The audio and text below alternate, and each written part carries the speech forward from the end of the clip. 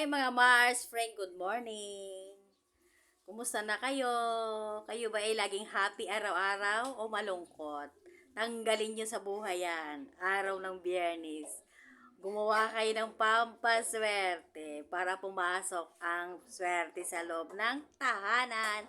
Mga friend Mars, lagi lang tayo smile para ang blazing ay pumasok sa buhay natin. Ito lang, lagi kayong mag-ingat at lagi rin po kayong magdasal para lagi kayong may guide. God bless po sa inyong lahat. Kung ano man po ang ginagawa nyo ngayong araw na to, tawanan lang nyo at mawawala yung pagod nyo. Ito lang po, maraming salamat. Ingat mga friend Mars! Miss ko kayong lahat. Bye-bye!